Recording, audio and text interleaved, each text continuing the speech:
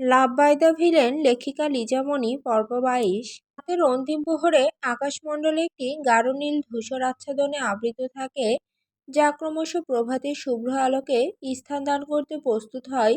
গগনের তমসাচ্ছন্নতা ও মৃতপ্রায় নক্ষত্রবিন্দুগণ এক বিষণ্ণ নীরবতা সৃষ্টি করে, যেন প্রকৃতি নিঃশ্বাস প্রশ্বাস সংবরণ করে সময়ের গর্ভে আসন্ন প্রভাতকে ধারণ করবার নির্মিত্তে প্রতীক্ষমান। রজনীর গভীরতম স্তরে এক নির্জন কক্ষে আবদ্ধ থাকে দুইটি বিপরীতমুখী সত্তা। একজন ক্ষমতার উন্মত্ত প্রতিমূর্তি, যার অন্তরঙ্গে হিংস্রতা ও দখলদারিত্বের উগ্র স্পর্শ, অন্যজন নিঃসহায়তা ও আত্মসমর্পণের এক করুণ প্রতিচ্ছবি। গ্যাংস্টার বসের প্রতিটি আচরণে উচ্চাসনের অহংকার ও আদিম প্রবৃত্তির নৃশংস ছায়া। তার অঙ্গপ্রত্যঙ্গ যেন ক্ষুধার্ত হায়নার সমতুল্য, এমনভাবে স্পর্শ করে যাচ্ছে যেন অনেক দিনের একত্রিত তৃষ্ণা নিবারণ করছে। মায়া করুণা বলতে কিছু নেই তার চোখে, ধূসর চোখ দুইটা হিংস্রতা নিয়ে জ্বলজ্বল করছে। অ্যানির দুটি হাত লোহবদ্ধ শৃঙ্খলে আবদ্ধ, কবজির চারপাশে হ্যান্ডকাপের ঠান্ডা শীতলতা তার ব্যক্তিসত্তাকে সম্পূর্ণরূপে নিষ্ক্রিয় করে দিচ্ছে। দেহ ভাষাহীন হয়ে পড়েছে, তবে চক্ষু জ্বালায় অব্যক্ত আরতি। মুখ কাপড় দিয়ে বাঁধা, চোখ থেকে অনবরত নোনা জল গড়িয়ে পড়ছে, যার ধ্বনি উচ্চারিত না হলেও বেদনাদগ্ধ বাতাসে প্রবাহিত। প্রতিটি মুহূর্তে যেন অনন্তকালব্যাপী শোষণের এক নির্মম পালা। অ্যানির দেহ যখন যন্ত্রণায় অবসন্ন আর চেতনা স্মৃত হয়ে আসে, তখনই নৃশংসতার বেষ্টনী অতিক্রম করে জ্ঞান হারিয়ে চোখ বন্ধ করে ফেলে। কিছু মুহূর্ত অতিবাহিত হওয়ার পর অ্যানিকে নাড়াচাড়া করতে না দেখে নিক থেমে যায়। মনে অচিরে এক ঝলক চৈতন্যের উন্মেষ ঘটে, নিস্তব্ধতা হঠাৎ হয়ে ওঠে ওজনদার। নিশ্চল আনিকে দেখে এক পলক, সেই নির্মম পুরুষের চেতনায় ক্ষণিক এক দ্বিধার রেখা আঁকা পড়ে। সম্ভবত অপরাধবোধ নয়, বরং নিয়ন্ত্রণ হারানোর ভীতি। নিকের দৃষ্টি ধীরে ধীরে নেমে আসে সেই নিথর শরীরের প্রতি, যে শরীর ভাষাহীন হয়েও প্রত্যেক ছায়া ও ক্ষতচিহ্নে এক নীরব চিৎকারে পূর্ণ। এই মুহূর্ত হিংস্রতা ও সহনশীলতার মধ্যবর্তী একটি বিষণ্ণ প্রান্তর, যেখানে মনুষ্যত্ব আর পাশবিকতার সীমানা অস্পষ্ট হয়ে ওঠে। নিক অ্যানির মুখের দিকে এক পলক তাকিয়ে হ্যান্ডকাপ খুলে দেয়। কোমরে একটা টাওয়াল পেঁচিয়ে অ্যানির রক্তাক্ত ঠোঁটে শক্ত করে চুমু খায়। এরপর পাঁজো কোলে তুলে নেয়। মুখে কোনো ভাবান্তর নেই, কোনো অনুশোচনা অথবা অপরাধও নেই, যেন সে আগে থেকে ধারণা করেছিল এমন কিছুই হবে।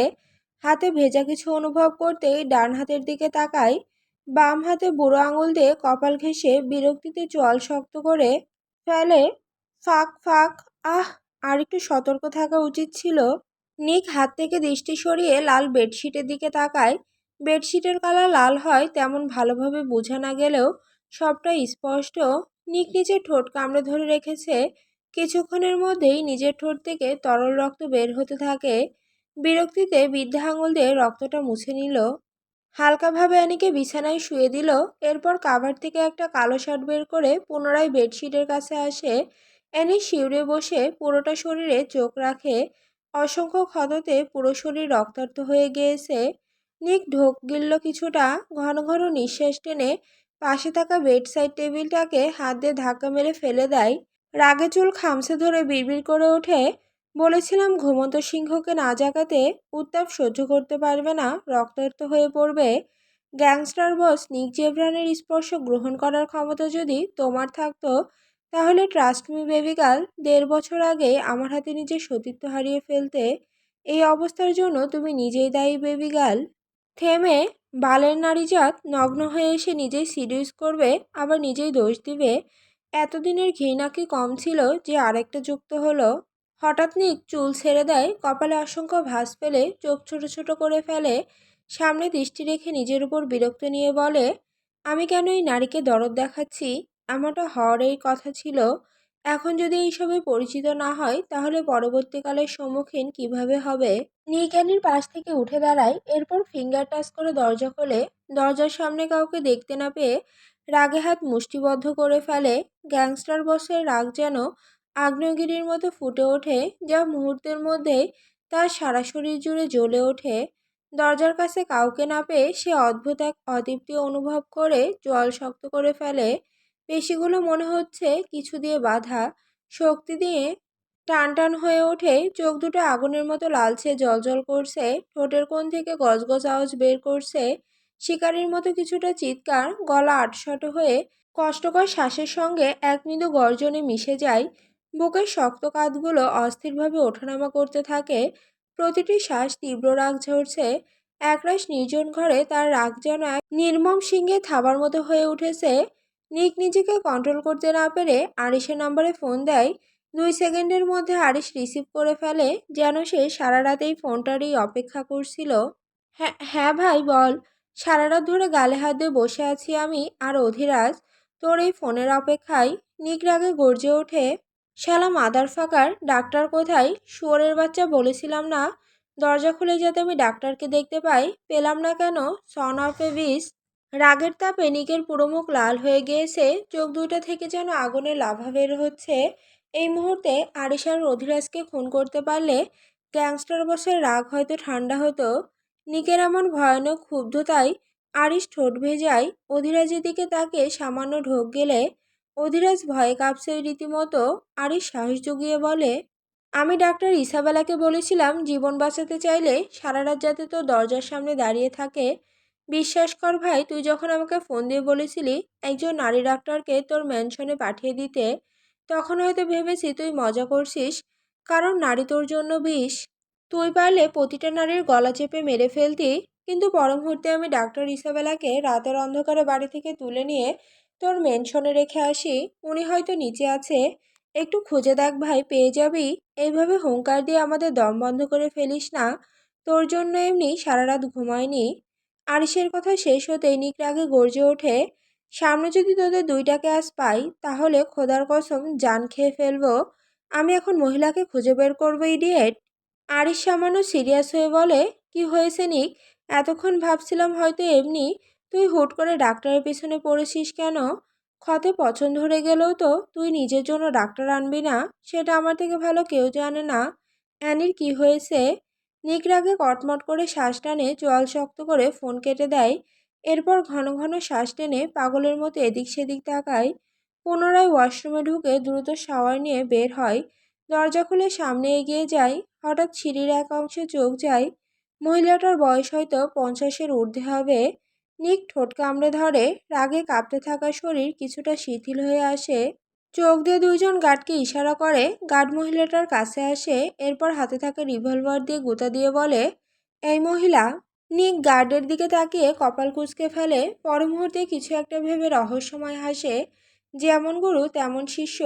রিভলভারের গুঁতা খেয়ে মহিলাটা পিটপিট করে চোখ মেলে তাকায়। চোখের সামনে কুচকুচে কালো কালো পোশাকে এত বড় বড় দেহরক্ষীকে দেখে ভয়ে বলেই চেঁচিয়ে ওঠে।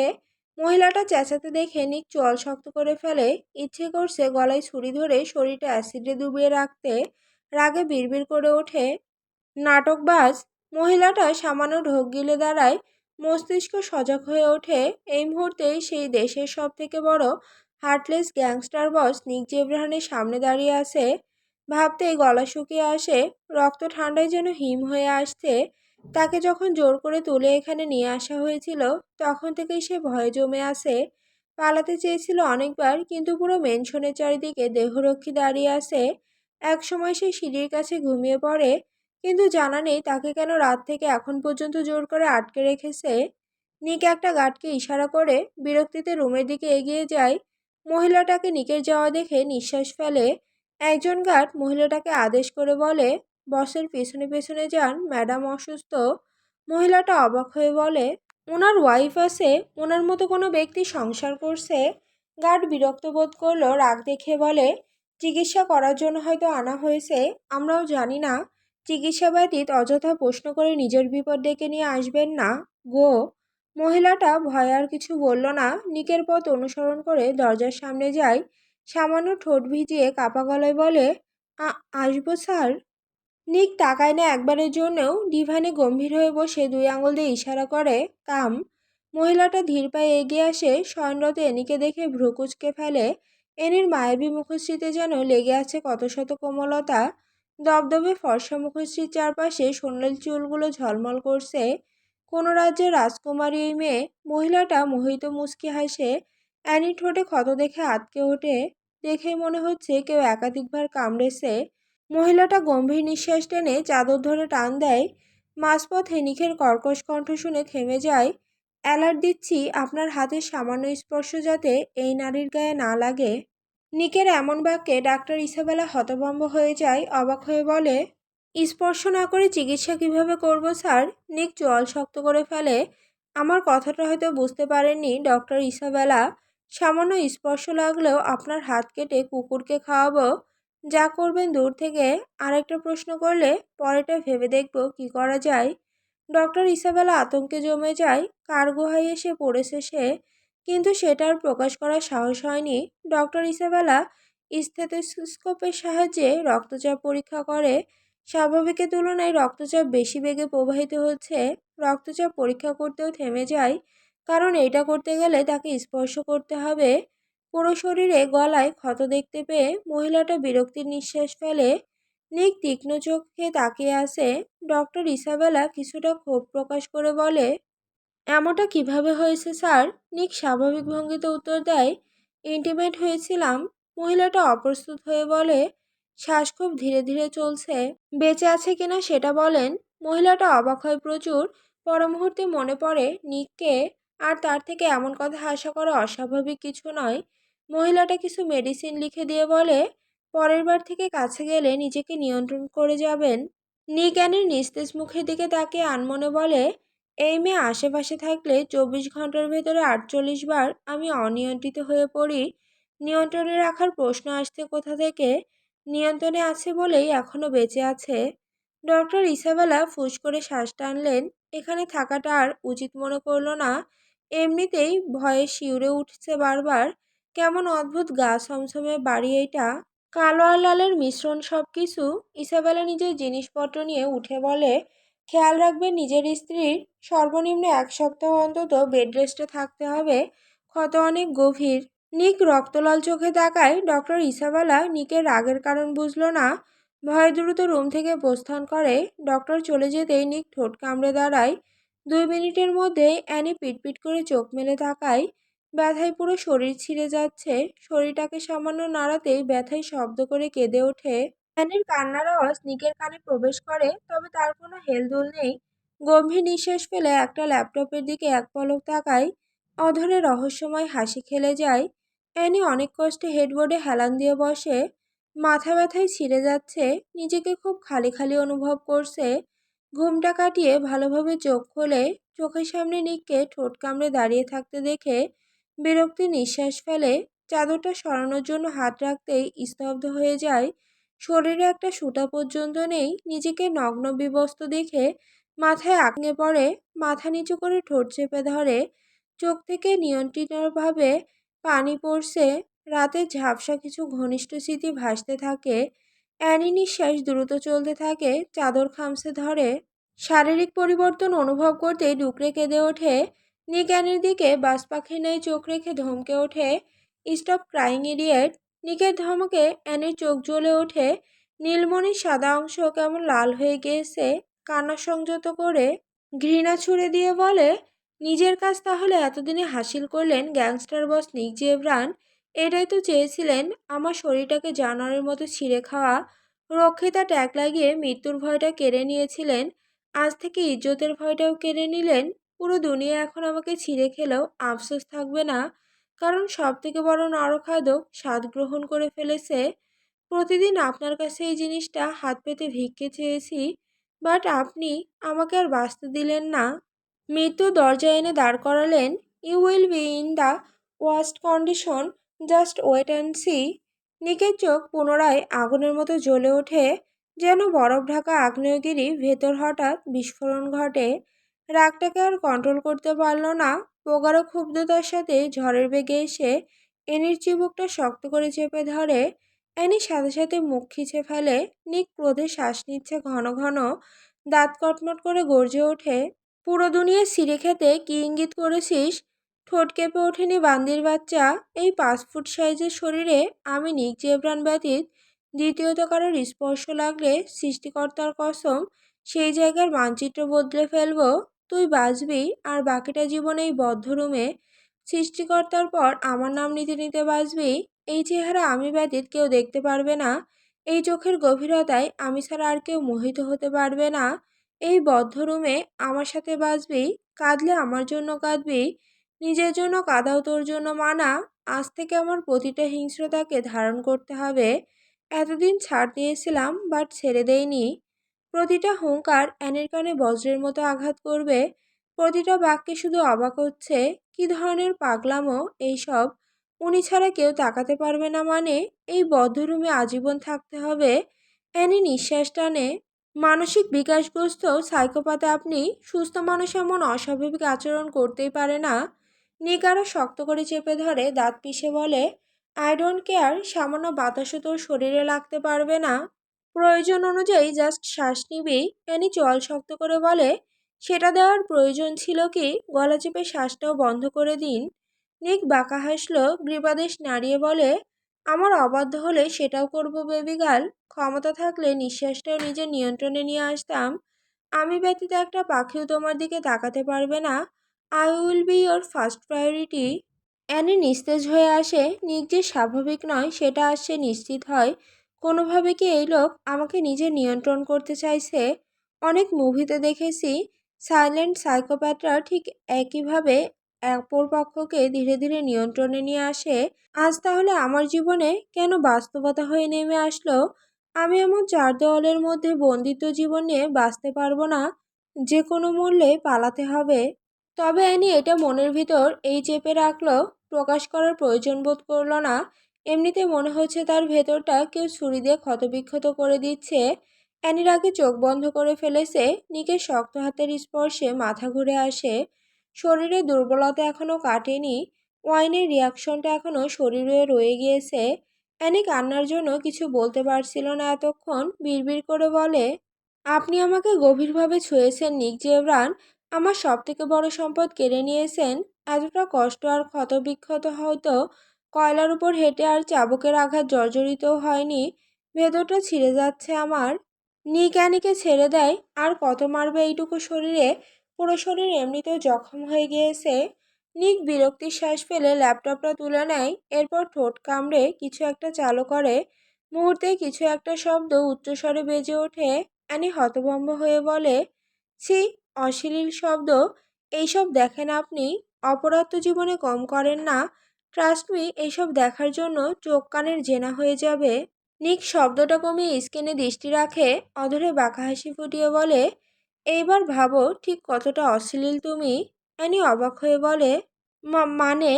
নিক কিছু বলল না। গম্ভীরতা টেনে ল্যাপটপটা অ্যানির দিকে ঘুরিয়ে দেয়। সাউন্ড আগের মতো উচ্চতরভাবে দেয়। Sound proof room. বাইরে শব্দ যাওয়ার কোনো ইয়ত্তা নেই। অ্যানি অন্যদিকে তাকিয়েছিল। শব্দের কারণে নিভু নিভু চোখে সেখানে তাকায়। মুহূর্তে থমকে যায় তার দৃষ্টি। একদম বিবস্ত্র অবস্থায় সে নিকের সামনে লেপ্টে দাঁড়িয়ে আছে। নিক বারবার সরাতে চাইছে, কিন্তু সে আরও চেপে দাঁড়াচ্ছে। নিকের প্যান্ট ধরে টানাটানি, চুমু খাওয়া, সব দৃশ্য মনিটরে ঝলঝল করছে। এরপর এরপর নিকের আক্রমণ। অ্যানি ধাক্কা মেরে ল্যাপটপটা ফেলে দেয়। ল্যাপটপটা মেঝেতে ছিটকে পড়ে। নিক এক পলক তাকিয়ে বাঁকা হাসে। অ্যানি চাদর খামচে ধরে শক্তভাবে। অ্যানি নিঃশ্বাস টেনে বলে, এমন কিভাবে করেছি আমি? অগ্নিকাণ্ডে ফেলে দিলেও আপনার সান্নিধ্যে যাওয়ার মতো জঘন্য কাজ আমি আনাস্তাসিয়া অ্যানি কখনো করব না। নিক গিব্রাদেশ নাড়িয়ে বলে, এই ভিডিওটা কখনো তোমাকে দেখাতাম না, কারণ গ্যাংস্টার বস নিজের কাজের কৈফিয়ত কাউকে দেয় না। শুধু এই বাঁশির শব্দটা পুনরায় শোনার জন্য চালু করেছিলাম। অ্যানি ভ্রুকুচকে বলে, কোন বাঁশির শব্দ? নিক প্যান্টে হাত গুজে বলে, যেটাকে অশ্লীল শব্দ হিসেবে নামকরণ করেছো। নিক আর দাঁড়ালো না, বড় বড় পা ফেলে রুম থেকে বেরিয়ে যায়। অ্যানি নিকের কথায় হতভম্ব হয়ে তাকিয়ে থাকে। রাগে গজগজ করতে করতে বলে, নির্লজ্জ চিতাবাঘ। অ্যানি এই নির্মম সত্যিটা মানতে পারছে না। হুট করে মনে হলে তাকে তো পিল দেওয়া হয়নি। যে কোনো মূল্যে পিল সংগ্রহ করে খেতে হবে, না হলে সর্বনাশ ঘটে যাবে। যা সর্বনাশ হওয়ার তার হয়ে গিয়েছে। একবার পালিয়ে যাক, পুরো শরীরে চামড়া বদলে ফেলবে, যাতে জানোয়ারটার স্পর্শের ছাপ কোথাও না থাকে। কিন্তু চিতাবাঘের অংশ নিজের গর্ভে কখনো আসতে দেওয়া যাবে না। অধিরাজ এখনো বাগানবাড়ির ডিভানে গালে হাত দিয়ে বসে আছে। আরিশ গম্ভীরতা নিয়ে দাঁত কটমট করছে। দুজনের মুখে ভয় আর চিন্তার ছাপ। নীরবতা ভেঙে অধিরাজ বলে, স্যার, আপনার কি মনে হয় বস সত্যি ম্যাডামের উপর অধিকার প্রয়োগ করেছে? আরিশ কিছুক্ষণ নীরব থেকে বলে, অধিরাজ, তোর মনে আছে একটা ঘটনা? অধিরাজ কপাল কুঁচকে বলে, কি? আরিশ গৃহবাদেশ নাড়িয়ে বলে, নিকা আমাদের খুব অনাকাঙ্ক্ষিত প্রশ্ন করেছিল, মেয়েদের সব থেকে বড় দুর্বলতা কোথায়? অধিরাজ এখনো বোঝেনি, অবুঝের মতো উত্তর দেয়, জি স্যার, এতে প্রচুর অবাক হয়েছিলাম। এইটার সাথে এর কি সম্পর্ক স্যার? আরিশ ঠান্ডা গলায় তীক্ষ্ণ নজরে বলে, এটাই মেইন সম্পর্ক অধিরাজ। তুই আর আমি বলেছিলাম মা বাবা সন্তান আর স্বামী। হার্টলেস গ্যাংস্টার বস কখনো অন্য স্বামীদের মতো হবে না, এটা শিওর। মাকে সে জীবনের থেকেও বেশি ঘৃণা করে। তাহলে রইল বাকি সন্তানের কথা। অ্যানিকে ধরে রাখার জন্য সব থেকে বড় অস্ত্র হচ্ছে সন্তান। কারণ অ্যানির হৃদয়ে মরে যাওয়ার ভয় নেই। নিক আঘাত করতে গেলে সে আরও এগিয়ে যায়, ফোর্স করে তাকে মেরে ফেলার জন্য। যার হৃদয়ে মরার ভয় থাকে না, তারা অনেক সাংঘাতিক হয় অধিরাজ। একদিন ঠিক আত্মহত্যা করার জন্য এগিয়ে যায়, পুরো দুনিয়া না জানো, কিন্তু আমি আরিশ জানি অ্যানিকে ছাড়া নিক 2 মিনিট শ্বাস পর্যন্ত নিতে পারবে না। অধীরাজ শুকনো ঢোক গিলে বলে, তার মানে বস ম্যাডামকে বাচ্চার মা বানাতে চাইছে? সন্তানকে একা রেখে কোনো মা মরতে পারবে না মরার ভয় ঢুকানোর জন্য? আরিশ বাঁকা হেসে বলে, ইয়া, আর কখনো নিককে ছেড়েও যেতে পারবে না। অধীরাজ অবাক হয়ে বলে, কতটা তীক্ষ্ণ বুদ্ধি আপনার স্যার! সামান্য একটা লাইন থেকে পুরো উত্তর বের করে ফেলেছেন। সত্যি আপনি বসের বন্ধু। পুরো দুনিয়ার কেউ বসের মনের কথা না বুঝলেও আপনি বোঝেন। আরিশ সামান্য হাসল, অধিরাজের দিকে তাকিয়ে বলে, দেশের সবথেকে বড় গ্যাং ব্ল্যাক ভাইপার গ্যাং, সেই ব্ল্যাক ভাইপার গ্যাংস্টার বসনিক জেভরানের ডান হাত আমি অধিরাজ। বছরের পর বছর এক বিছানায় রাত কাটিয়েছি। তার জীবনের প্রতিটি ঘটনা আমার জানা। আমি বুঝতে না পারলে বুঝবে কে? অধিরাজের চোখ চিকচিক করে ওঠে, হাসি দিয়ে বলে, আপনাদের দুজনের সেবা করতে পেরে আমি গর্বিত হই। আপনাদের বন্ধুত্ব দেখে শুধু দেশ নয়, আমারও হিংসা হয় মাঝে মাঝে। আরিশ গম্ভীর হাসল, কিছু বলতে গিয়েও থেমে যায় কারোর পায়ের শব্দ শুনে। ঘাড় ঘুরিয়ে সিঁড়ির দিকে তাকাতেই চল শক্ত করে ফেলে। নাজলি প্রচণ্ড রেগে দ্রুত সিঁড়ি দিয়ে নেমে আসে। এরপর প্রচণ্ড ক্ষোভে দাঁত পিষে বলে, আমাকে এখানে আটকে রেখে এমন টর্চারের মানে কি?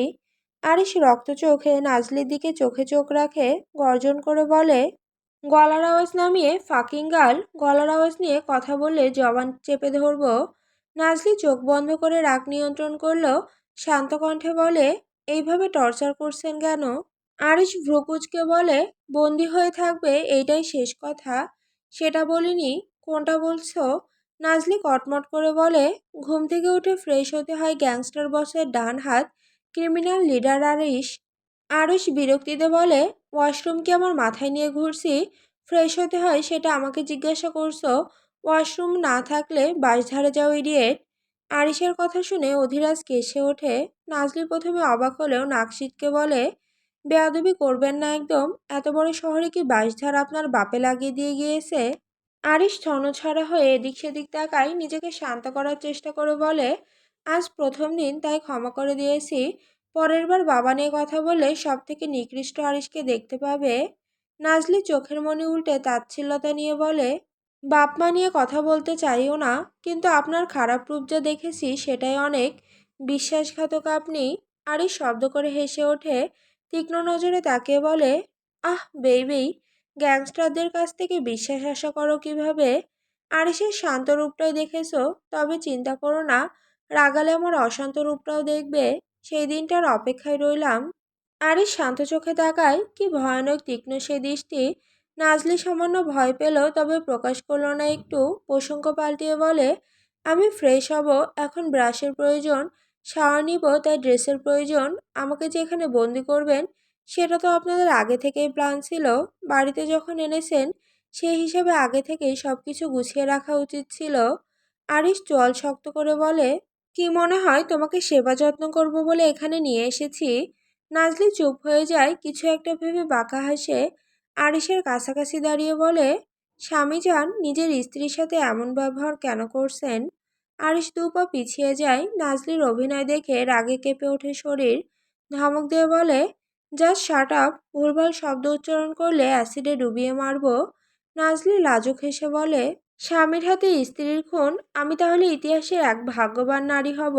আমার স্বামী আমাকে খুন করবে, একটু ভালোবেসে খুন করবেন প্লিজ। অধীরাজের চোয়াল ঝুলে আসে। এই মেয়ে তো পাকা প্লেয়ার। ড্রামা করছে নাকি সত্যি কথা বলছে? আরে ধুর, সবাই বুঝতে পারছি না কেন। অধীরাজ শান্ত হয়ে আসে, চোখ ছোট করে বলে, মাইর খেলে শান্তি পাবে, রাগাতে এসেছো? নাজলি ঠোঁট উল্টে বলে, নিজের স্ত্রীকে মারতে হাত কাঁপবে না? মায়া হবে না আপনার আরিশ? আরিশ আর নিতে পারছে না এইসব সম্বোধন। পাশে থাকা টেবিলে লাথি দিয়ে হুঙ্কার দিয়ে ওঠে, জাস্ট শাট আপ। নাজলি বাঁকা হাসে। আরিশের নাস্তানাবুদ অবস্থা দেখে যেন প্রশান্তি লাভ করছে। অধীরাজ দ্রুত আরশের দিকে এগিয়ে আসলে আরিশ হাত দিয়ে থামিয়ে দেয়। নাজলির দিকে রক্তচোখে তাকিয়ে বলে, তুই বাইরে যা, আমি এখনই আসছি। নাজলির সব সাহস শেষ। এতক্ষণ অধীরাজকে দেখানোর জন্য এইসব বলেছে, এখন অধীরাজ চলে গেলে এই নেকড়ের সামনে এক মুহূর্তও থাকা যাবে না। তবে নাজলি এটা বুঝেছে তাকে জানে মারবে না, কারণ তাকে প্রচুর নিরাপত্তার মধ্যে রাখা হয়েছে। এই বন্দি করার পিছনে নিশ্চয়ই কোনো রহস্য আছে, আর সেটা সে বের করবে। নাবিদ একা একা কি করছে কে জানে। অ্যানি চিঠি তো পেয়েছে, এখন কাল পালাতে পারলেই হয়। তাহলে আমাকে আর তার সাথে দেখা করার প্রয়োজন হবে না। আমিও পরে সুযোগ বুঝে পালাবো। আরিশ পড়ে থাকা টেবিলটাকে লাথি মেরে সামনে এগিয়ে যায়। নাজলি বাঁকা হেসে বলে, স্বামীজান, বউকে রেখে কোথায় যাচ্ছেন? আরিশের ধৈর্যের বাঁধ ভেঙে যায়। হিংস্রতা নিয়ে প্রবল বেগে এসে নাজলির গালে থাপ্পড় বসায়।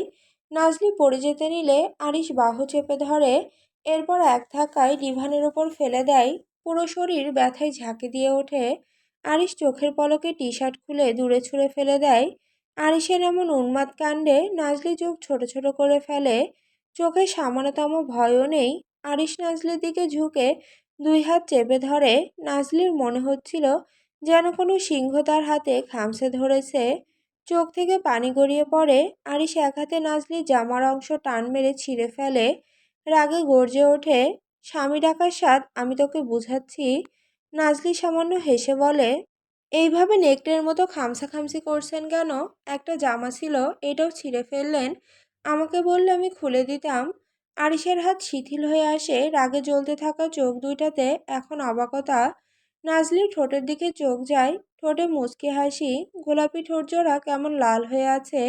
এত কাছে এই ঠোঁট দুইটা যেন চুম্বকের মতো আরিশকে টানছে। আরিশ সামান্য ঢোক গেলে নিজেকে হারিয়ে নাজলির ঠোঁটের সাথে ঠোঁট মিলিয়ে দেয়। যে মুহূর্তে নাজলির মধ্যে মত্ত হতে যাবে, এমন সময় ব্যথায় আচমকা নাজলির ঠোঁট ছেড়ে দেয়। হঠাৎ নাজলির এমন অপ্রত্যাশিত আক্রমণে আরিশ মোটেও প্রস্তুত ছিল না। আরিশ নিচ দিয়ে নাজলির হাত চেপে ধরে। রাগে আরিশের শরীর কাঁপছে। নাজলি যেভাবে ছিল ঠিক সেভাবেই চেপে ধরে আছে। আরিশ আচমকা নাজলির হাতে নখ দিয়ে আঁচড় কাটে, সাথে সাথে নরম চামড়া কেটে গিয়ে রক্ত বের হতে থাকে। নাজলি আরিশকে ছেড়ে দেয়। হাতে রক্ত দেখে বিরক্ত নিয়ে বলে, হাত কেটে রক্ত বের করে ফেলেছেন? আরিশ নিচের দিকে তাকিয়ে এখনো ঘন ঘন নিঃশ্বাস টানছে। পুরো মুখ লাল হয়ে আছে। নাজলি সেদিকে তাকিয়ে হেসে বলে, বেশি ব্যথা পেয়েছেন স্বামীজান? আজ তো জাস্ট ভবিষ্যতে চেপে ধরেছি। আরেকবার আমার কাছে আসলে ভবিষ্যৎটাই অন্ধকার করে ফেলবো। আরিশ এখনো শ্বাস নিচ্ছে। এমন এক জায়গায় নাজলে আক্রমণ করেছে যে আরিশের সব শক্তি এক নিমিষে ফুরিয়ে গিয়েছে। নাজলি ঠোঁট কামড়ে হেসে রুমের দিকে এগিয়ে যায়। সে জানে এর পরিণাম হিসেবে কঠিন মূল্য দিতে হবে, কিন্তু সে সব মূল্য দিতে প্রস্তুত। একে সে শান্তিতে থাকতে দিবেই না। যখন জানে মারবে না তখন ভয় কিসের? আর যখন ইজ্জতে হাত দিতে যাবে তখন ঠিক আজকের মতোই চাঁদ মামাকে চেপে ধরবো। আরিশের কোনো শব্দ না পেয়ে নাজলি ঘাড় ঘোরায় এক পলক দেখার জন্য। আরিশকে মাথা নিচু করে বসে থাকতে দেখে সামান্য হাসে। এরপর গলার আওয়াজ দিয়ে বলে, লজ্জা কেন পাচ্ছেন ক্রিমিনাল লিডার আরিশ?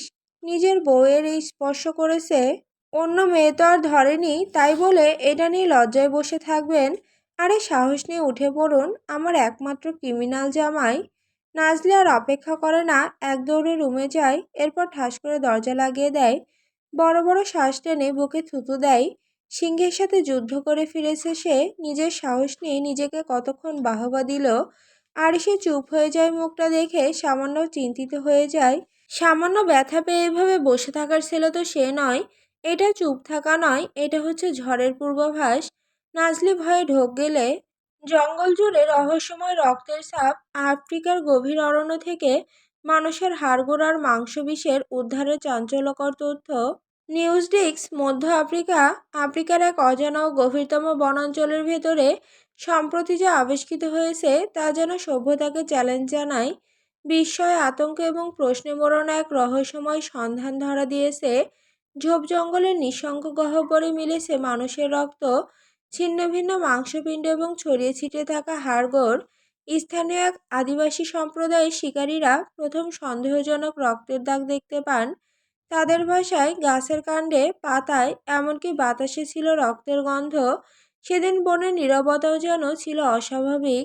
তদন্তকারী দল ঘটনাস্থলে পৌঁছে দেখতে পান একাধিক হাড়ের টুকরো, ভাঙা করটি এবং মাংসের লোপাট হওয়া অংশ ছড়িয়ে আছে, যার সবই স্পষ্টত মানবদেহের।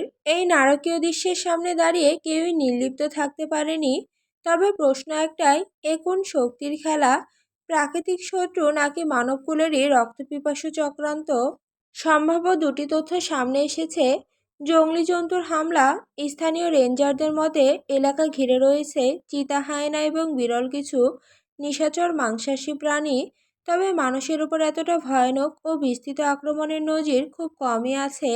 পশুর কামড়ের নিদর্শন কিছু হাড়ে পাওয়া গেলেও পুরো ঘটনায় ব্যাখ্যা তাতে মেলে না।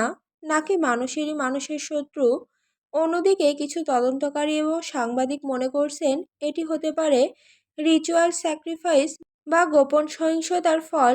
আফ্রিকার নির্জন অরণ্যে বহু সময় এমন কাল্ট বা ভৌতিক সম্প্রদায়ের অস্তিত্বের কথা শোনা গেছে, যারা অন্ধবিশ্বাসে মানব বলির পথে হেঁটেছে। Broadcast script anchor studio. শান্ত কিন্তু কণ্ঠে উদ্বেগ। নমস্কার, আমি মালিকা অ্যানজাইজা, আফ্রি হরিজন নিউজ এর রাতের সংবাদ উপস্থাপক। আজ বিকেলে আমাদের অনুসন্ধানী দল একটি জঙ্গল বেষ্টিত এলাকায় অস্বাভাবিকতা শনাক্ত করেছে। রক্তের দাগ এবং হাড়ের কিছু অব্যবস্থাপিত অংশ পাওয়া গেছে। এখানে আমাদের ফিল্ড রিপোর্টার তাকলিয়া সোম্ব ঘটনাস্থল থেকেই সরাসরি সংযোগে আছেন। কারোর জানা নেই কে করেছে এমন কাজ, জন্তু নাকি কোনো মানুষ। আদৌ কি রহস্য উন্মোচন হবে?